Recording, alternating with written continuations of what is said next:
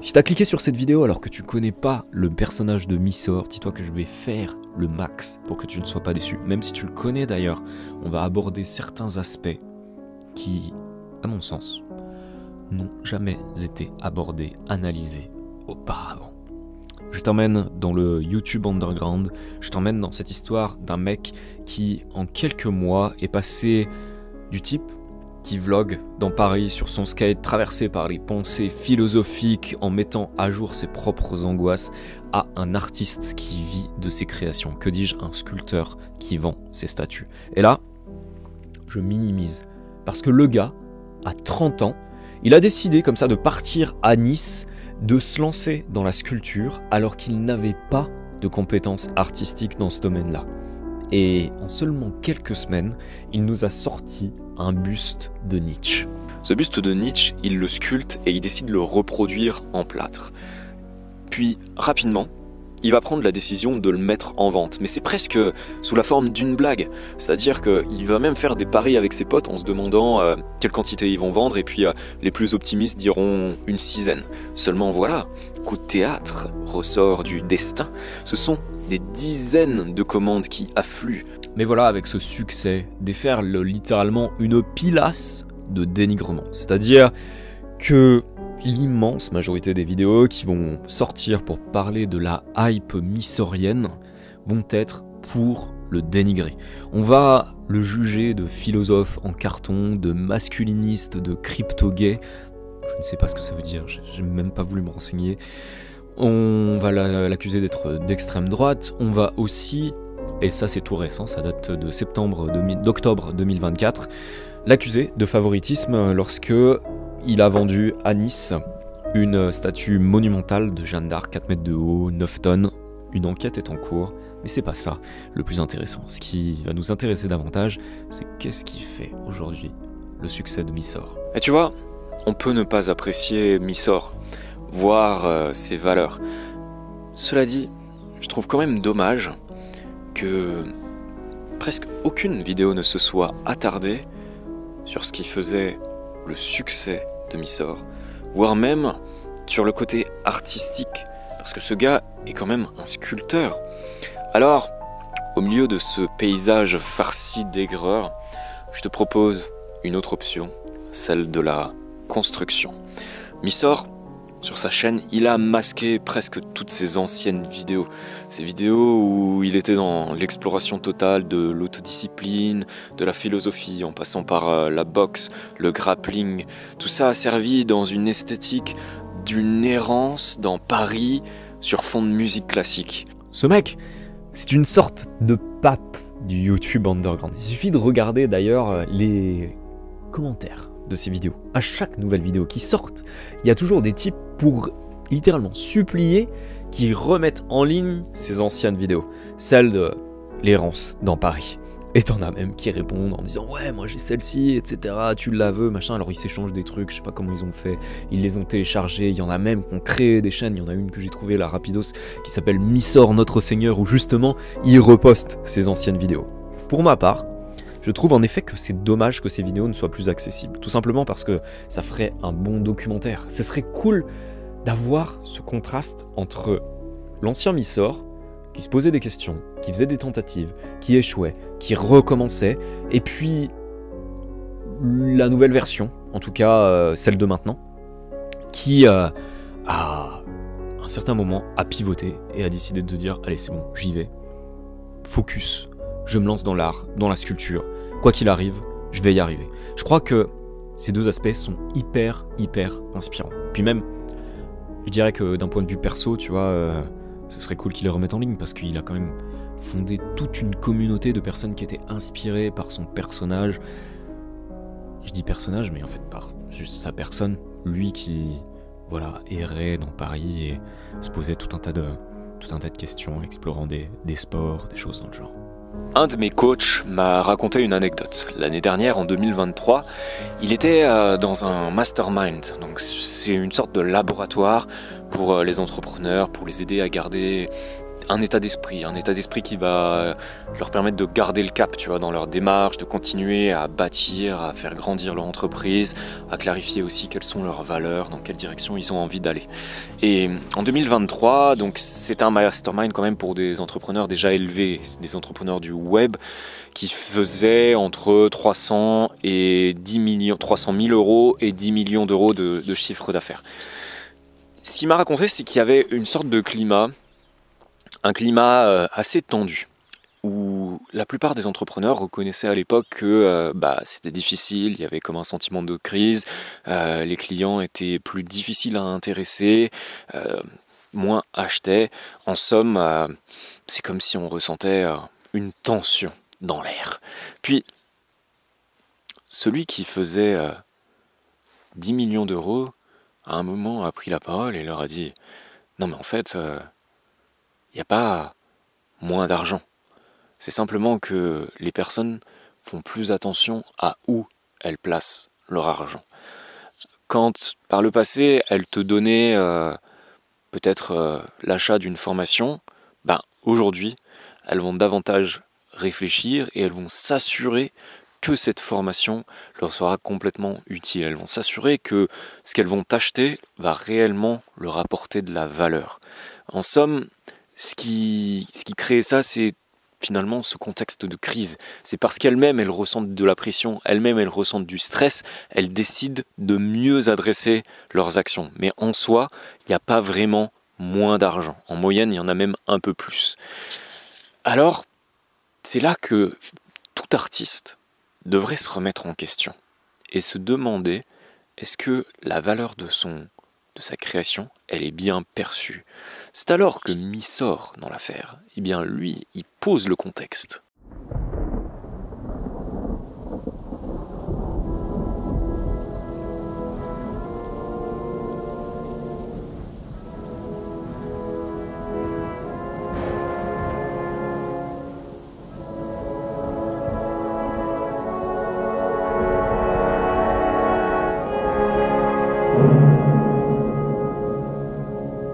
Quand tu regardes les vidéos de Misor, presque jamais il va te parler de l'esthétique de ses statues.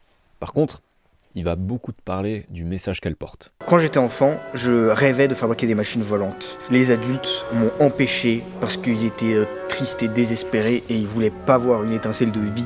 Donc ils m'ont emmerdé à l'école, à la maison, partout. Et moi j'ai abandonné mon rêve de fabriquer des machines volantes. Et j'en voulais beaucoup au monde entier, de m'avoir ramené à leur niveau de désespoir. Et ensuite j'ai fantasmé sur la destruction de la société pendant quasiment tout le reste de ma vie jusqu'à mes 30 ans environ. J'ai beaucoup erré dans Paris, j'ai beaucoup marché pour essayer de comprendre comment il fallait vivre. Un jour je me suis retrouvé devant la colonne Vendôme, devant la statue de Napoléon et d'une manière j'ai parlé avec la statue et la statue m'a répondu. Ce qu'elle m'a dit ça m'a beaucoup fait réfléchir. J'ai quitté Paris, je suis allé vivre à Nice et ensuite je suis arrivé à une conclusion. Quand on est un enfant, rien n'est de notre faute, on est innocent et si le monde entier nous emmerde, c'est la faute du monde entier et on a le droit de détester la société. Mais quand on devient un adulte, tout devient de notre faute. Si on continue à détester le monde entier parce qu'on a perdu ses rêves, on n'a qu'à rêver à nouveau. J'ai recommencé à rêver, mais pas de faire des machines volantes, plutôt de poursuivre le rêve de Napoléon et de Victor Hugo, de faire de Paris la capitale de l'univers, la capitale des sciences et des arts et de l'inventivité, contribuer à la construction d'une civilisation où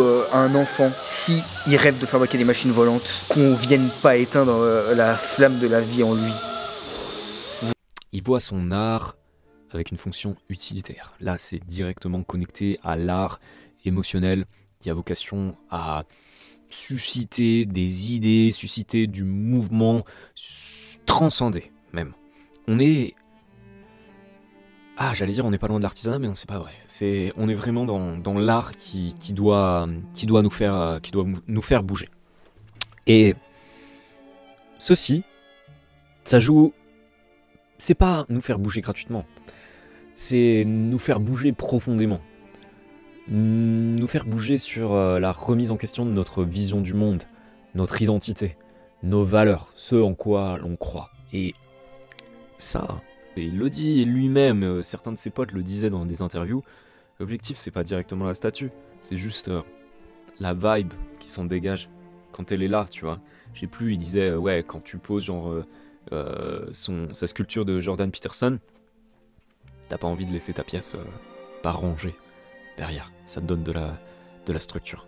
Voilà ce que les personnes peuvent se représenter en achetant ces statues. Voilà l'aspect porteur de cette création. Et pour parler de l'identité, je voudrais te partager un extrait de ce bouquin, Sapiens, de François Bon, qui est anthropologue, un petit bijou. Je vais t'en lire un extrait. Ça va nous éclairer sur Mysore. Au Paléolithique supérieur, on note ce que l'on appelle l'accroissement de la taille du territoire. Dans le même temps, les individus codifient davantage leur identité. Lorsqu'on a affaire à des sociétés qui s'inscrivent dans des réseaux de contacts, de relations à plus grande échelle, la revendication de l'identité du groupe prend de l'ampleur. C'est un modèle anthropologique très classique dont on peut se servir pour cette période de la préhistoire. Plus les sociétés sont interconnectées, plus elles auront tendance à revendiquer leurs différences et à mettre en place des identités ethniques. Une des façons de le faire est de ne pas montrer un corps nu, mais des artifices qui permettent d'incarner cette différence. En somme, tu vois que c'est paradoxal. Parce que d'un côté, en tant qu'individu, on sait l'importance qu'on va accorder à rejoindre un groupe. Mais une fois que l'on aura rejoint ce groupe, d'une part, nous-mêmes, on va vouloir par petites touches probablement s'en différencier légèrement, par petites touches, sans être trop original, quitte à être rejeté. Ça fait partie du game, c'est quand même important de se le dire. Et d'un autre, le groupe entier va chercher à se distinguer des autres groupes. Je crois qu'en fait c'est ça qui, y a pas de doute, qui crée la diversité de toutes nos cultures, nos coutumes, nos pratiques, nos religions peut-être. On aurait dit trop. Calmons-nous. Alors tu penses bien que Mysore, quand il sculpte Napoléon, avec le message affiché de faire briller une civilisation, de remettre Paris comme ville lumière pour l'univers, bah forcément, on touche à un message qui est fort, à des valeurs qui sont fortes pour certains, avec en plus un aspect très clivant, j'articule, dans le sens où sur le média mainstream aujourd'hui, on parle assez peu de Napoléon, de sa vision, et de fait, c'est peut-être pour ça que ça a suscité autant de dénigrement. Mais d'un autre, autant de passion aussi, autant de réactions, de personnes qui justement ont envie de dire non, moi j'y crois vraiment, et plus que ça, je vais y aller, je vais acheter sa statue. Puis Mysore, il a aussi quelque chose dont parle ici Augustin Trapenard. Il y a un moment donné, il faut quand même se poser la question, quel est le point commun entre le Requiem de Mozart, une œuvre de Léonard de Vinci, telle cathédrale, tel sublime morceau de littérature de Paul Claudel, c'est quand même d'être habité par quelque chose de plus grand que soi. Et vois-tu, avec cette chaîne, j'ai moi aussi une vision. J'ai moi aussi envie de quelque chose, envie de bâtir quelque chose de grand, tu vois, qui va bien au-delà du fait de documenter mon parcours. J'ai envie de partager un délire. Le délire de est-ce que c'est vraiment possible de vivre de ces créations? J'en suis convaincu, Mysore c'en est un exemple. Donc moi je vais prendre le créneau de l'écriture parce que c'est quelque chose qui m'accompagne, tu vois, quand je me balade dans la nature, sous les arbres, au pied des loutres qui descendent, eh bien j'ai tout le temps un carnet avec moi, et puis parfois c'est comme une façon de consacrer le moment présent, de me connecter à mes ressentis, à ce que ça fait, et puis attacher de le faire tenir sur le papier. Le côté écriture, ça me parle pas trop en fait. Je crois que c'est plus le côté comment est-ce que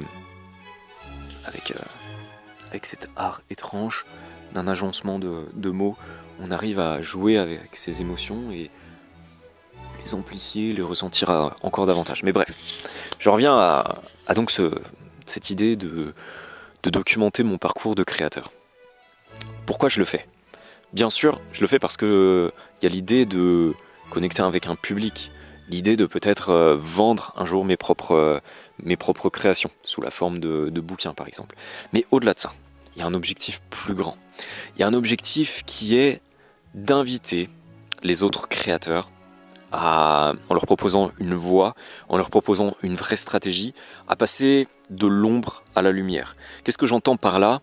C'est ce que je synthétise sous la forme de vivre de ces créations, c'est-à-dire le moment où tu disposes clairement du temps, de ton énergie, et que tu peux le dédier sans pression à tes créations.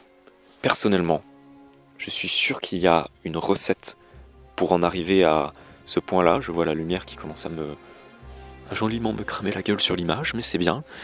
Je suis sûr qu'il y a une recette. Je suis sûr que cette recette, elle est quasi universelle. C'est-à-dire que d'autres artistes ont suivi ça. Peut-être qu'ils l'ont fait inconsciemment, mais il y a des éléments qui font qu'on y arrive davantage. Tu vois, je pense à la persévérance, je pense au fait d'oser partager, je pense au fait d'oser se tromper, d'oser recommencer, au fait de ressentir déjà l'abondance là où on en est, là où finalement on se situe dans notre pratique, déjà trouver une joie dedans. Ne pas se placer dans l'attente. Si tu te places dans l'attente, que ce soit dans l'attente de connecter rapidement avec un public, ou dans l'attente de une pie nous honore, ou dans l'attente de faire de l'argent rapidement, automatiquement tu risques d'être déçu, parce que souvent ça n'arrive pas aussi vite. Et puis ensuite, comme tu vas être déçu, c'est la frustration qui va prendre le pas. Et je crois que ça ne fait que nous détourner de notre cap, de notre démarche d'artiste. Alors que, oui, l'objectif c'est davantage de déjà reconnaître l'abondance, déjà reconnaître la joie, se connecter à ça. Et je pense que ça se ressent, qu'on le vibre en quelque sorte. Si tu documentes ton parcours, comme le Missor, je t'invite à regarder ses premières vidéos, tu ressens que le gars, ok, il est sûr qu'il va y arriver. Mais en même temps, il vibre déjà l'abondance, il vibre déjà la joie d'être là-dedans, même s'il y a des questions, même s'il y a des angoisses, il y va. Eh bien, c'est ce même soutien, tu vois, c'est de cette même façon que j'ai envie d'inviter les artistes à ressentir leur vibe, la faire monter, et par cette chaîne, réussir à faire en sorte qu'ils la maintiennent, qu'ils maintiennent cette vibe, parce que je suis certain qu'à un moment, grâce à celle-ci, le succès, automatiquement, il va arriver. Et somme toute, s'il y a quelque chose que j'admire bien chez Missor, c'est le fait d'avoir monté sa légende en public. Je suis persuadé que pour tout artiste, c'est une opportunité excellente que de celle de décider de partager son parcours en public, ses questionnements, de comment on les traverse, etc. C'est exactement ce que j'ai aussi envie de te proposer à titre perso sur cette chaîne. Je t'ai fait d'autres analyses de créateurs. Une de celles qui a le plus marché, c'est celle de Vincent Munier. Vincent Munier, le photographe qu'on ne nomme plus, qui est, tu le sens, à la frontière entre l'homme et la bête. Je t'ai fait son analyse, l'analyse de son mindset, de ce qui l'anime. J'en ai tiré des leçons qui sont applicables maintenant. Si ça te dit, on se retrouve là-bas.